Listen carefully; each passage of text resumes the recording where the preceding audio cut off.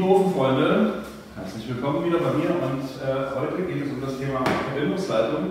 Also die Frage wurde jetzt nicht so konkret gestellt, es ging vielmehr darum, wie man einen Ofen anschließt, aber da muss man ein bisschen ausholen, deswegen widmen wir uns dem Thema mal. Eine Verbindungsleitung ist ein bisschen Fachdeutsch für die Rauchrohrverbindung. Ich male es wieder kurz auf. Ja, wir haben, ich male mal das Räumchen. Hier steht ein Ofen, hier ist irgendwo ein Außenwandschornstein und die Verbindungsleitung hierhin, das hier, na? Ist das. Das ist die Verbindungsleitung. Und die Verbindungsleitung gibt es ein paar Anforderungen zu, die erfüllt sein müssen. Also einmal muss die Verbindungsleitung in dem Raum sein oder dem Raum auch beginnen und enden, wo der Ofen steht. Es gibt also Raum, wo Ofen steht.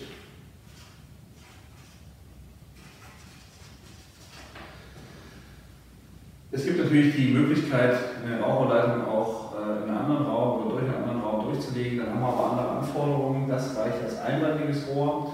Brennbare Abstände, brennbare Bauteile kommen wir gleich zu, aber das reicht als einwandiges. Wenn ich das in einen anderen Raum führen muss, muss es doppelwandig mindestens sein. Hängt ein bisschen davon ab, wie der Schornsteinfeger auch tickt. Eigentlich ist sogar F90 dann die Ansage. Übliche Anschlüsse sind natürlich jetzt, ich habe das extra lang gezeichnet, damit man es gut sieht. Meistens gehen heute die Kunden oder geht man hinten raus. Es gibt natürlich auch die Möglichkeit, nach oben rauszugehen. Und ich habe es extra gemalt, deshalb, weil ich auf eine Sache will. Es gibt, was die Länge angeht, nur eine Faustformel oder die maximale Länge und man sagt immer maximal 1/3 Gesamtlänge. Gesamtlänge des senkrechten Teils. Also, das ist gemeint, senkrechter Teil. Das heißt, ab Rauchrohreintritt nach oben haben wir jetzt von mir aus 9 Meter. Die Raucherleitung darf damit maximal 1/3, sollte maximal 1/3 der Strecke haben, also maximal 3 Meter. Aber das ist wie gesagt eine Faustformel. Es ist nicht so, dass man sagen kann, das steht im Gesetz. Wenn die Raucherleitung, so wie hier, einen 90-Grad-Bogen hat, dann muss hier eine Revisionsöffnung rein, hier, damit man da später auch den Besen durchschieben kann und reinigen kann. Und das gilt für alle Leitungen, wo der Winkel größer 45 Grad ist. Genau, so, größer 45 Grad. Dann muss hier auch eine Revisionsöffnung rein und hier Achsmaß größer 60 cm. So, da gibt es auch Vorgaben dazu oder dafür, wie groß muss diese Klappe sein, die man da einbaut. Aber das sind Dinge, mit denen man sich in aller Regel nicht beschäftigen muss, weil die Hersteller das natürlich dann bereits berücksichtigt haben. Wichtig ist einfach nur zu wissen, dass ich ab 45 Grad länger als 60 cm eine Revisionsöffnung brauche. Das ist entscheidend und wichtig. Und jetzt kommen wir noch zu den Abständen. Die Abstände zu brennbaren Bauteilen sind bei einwandigen Rohren EW-Rohr gleich 40 cm, doppelwandiges Rohr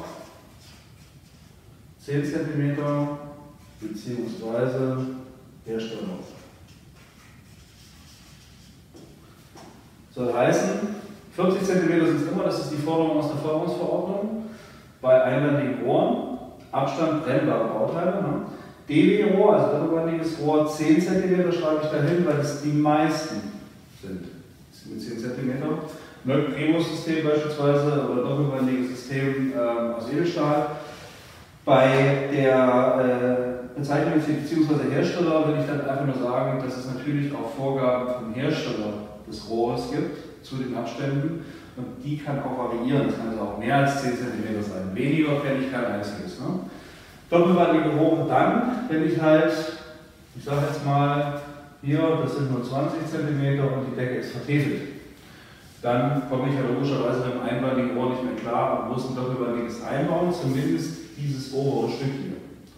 Das hier unten wird ja kein Problem sein.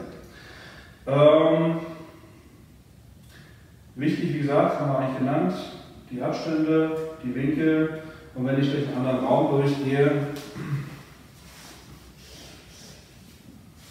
ja, hier steht der Ofen, hier ist der Schornstein und das muss hier hin, dann kann ich es bis hierhin einwandig machen. Ich gehe auf die andere Seite. Bis hierhin kann ich das einwandig machen und ab hier muss es mindestens doppelwandig werden. Aber auch da bitte immer sprechen mit dem Schornsteinfeger.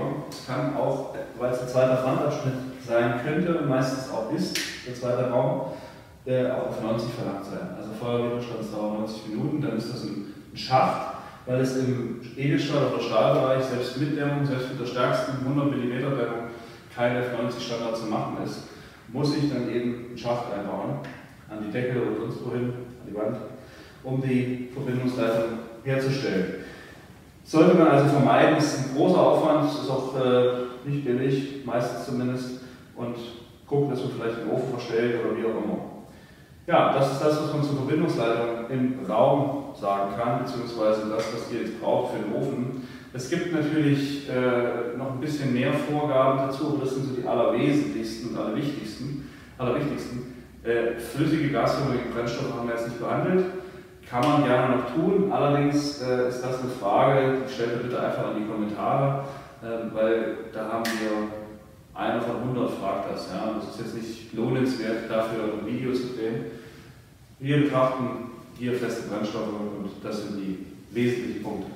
Wenn Detailfragen da sind oder wenn es eben erweiterte, aufbauende Fragen gibt, unten in die Kommentare rein und lasst ein Like da und vor allen Dingen abonniert den Kanal. Wir sehen uns im nächsten Video.